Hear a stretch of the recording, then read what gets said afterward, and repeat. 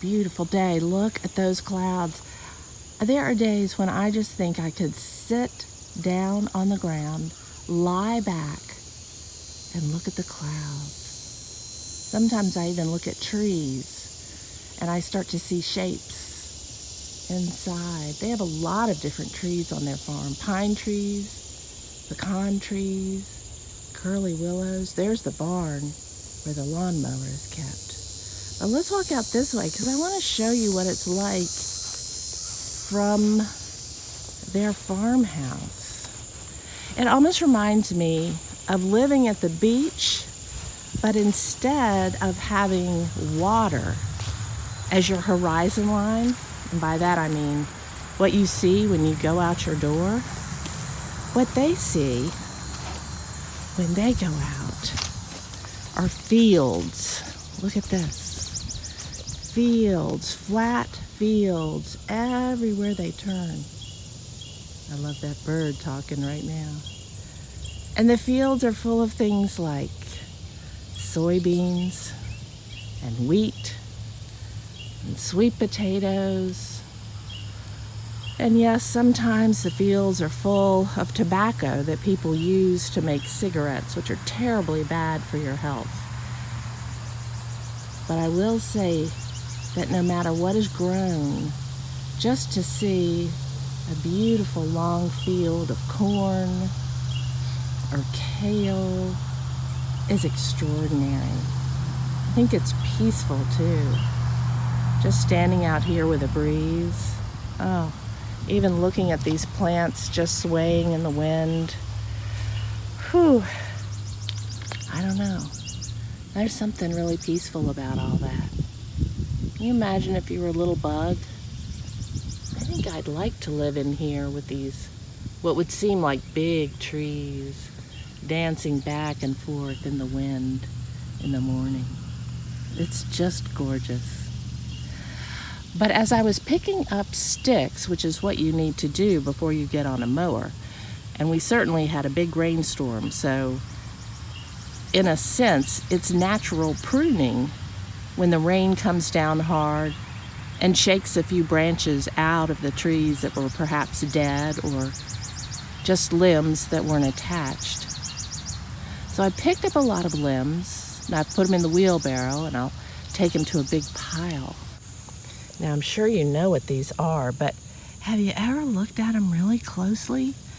This is a mushroom. And yes, mushrooms come up in rainstorms. They just appear overnight. And there's a whole colony of them. Well, actually, they're all over the yard around here. And the more I looked at them, the more I realized, wait a minute. So here's one kind. It has a very flat top. Can you see that? Looks like a flower, doesn't it? But right next to it is what I think of as a mushroom I see in storybooks more often. This one that looks like a little umbrella. And I wonder if I can very gently turn it over. Oh, look. Can really see inside all the little lines there. That would make a very good umbrella if you were a tiny ladybug.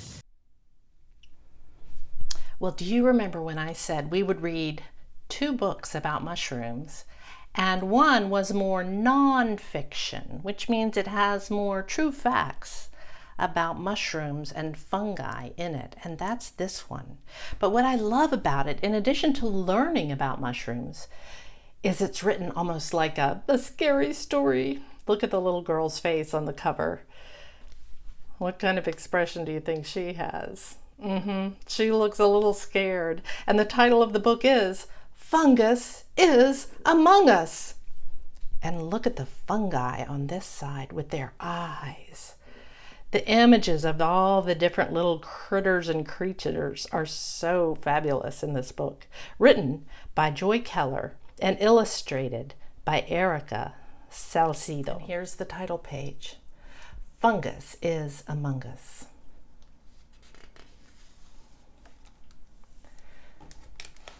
It's lovely out, the perfect day for strolling down a trail. But what's this growing on a log, so leafless and so pale? You crouch to look. You're shocked to see its cap, its stalk, its gills. A fungus grows among us now, so strange it gives you chills. Though not a plant or animal, this fungus is alive. You can run away from it, but you can never hide. So fungi really are not plants. They're in their own group that includes mushrooms, mold, and yeast.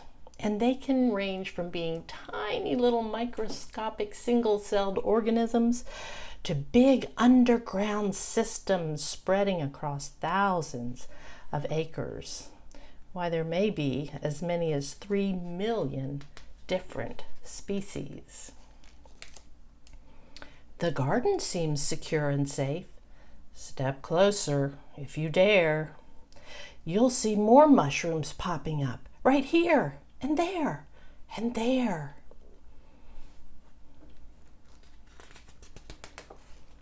Your own backyard, so grassy green, is full of mushrooms too. You can't go left, you can't go right, 'cause they've surrounded you. And look how they sort of are in this circle. A mushroom is actually the fruit of a fungus. The rest of the fungus grows underground. And as long as nothing blocks its growth, the fungus will grow in a circle around its food source. You can see how the mushrooms here grow in a circular pattern. And long ago, people didn't know how mushrooms grew, and they thought these mushroom rings were created by fairies, and they called them fairy circles. Move quickly now. Climb up this tree. Escape the shrooms below. But yikes, that green stuff on the trunk is fungus too, you know. If you've ever seen a branch sometimes lying on the ground, it has that green sort of hairy growth on it. It's called lichen. Lichen aren't just fungi. They're made of algae and fungi, and they live together in sort of these mutual relationships. Algae and fungi together. You start to sweat. Your heart beats fast. There's danger everywhere. 100 million tiny spores are blowing through the air. Now, truth be told, when those spores blow through the air, they are so tiny. They're little seed-like cells that can grow into fungi. They're spread by wind, water, and even animals.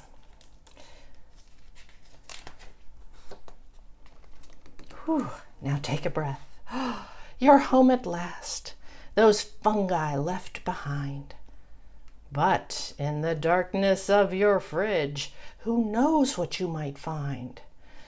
And if you're like me and you leave something in the refrigerator too long and forget to eat it, maybe it's stuck at the back of the refrigerator or down in the vegetable drawer, it can start to grow mold on it, which is often sort of fuzzy looking and green or gray. And mold too is a kind of fungi. Whew. You lock and latch the bathroom door, and in the dark you cower. But hit the lights, and there you'll find a fungus in your shower. Once again, if you haven't cleaned your refrigerator or your shower recently, a fungus can grow there, and in a shower, it's called mildew. And mildew likes to grow in places where it's really damp and warm, like in your shower stall, and it can fill in the cracks between the tiles.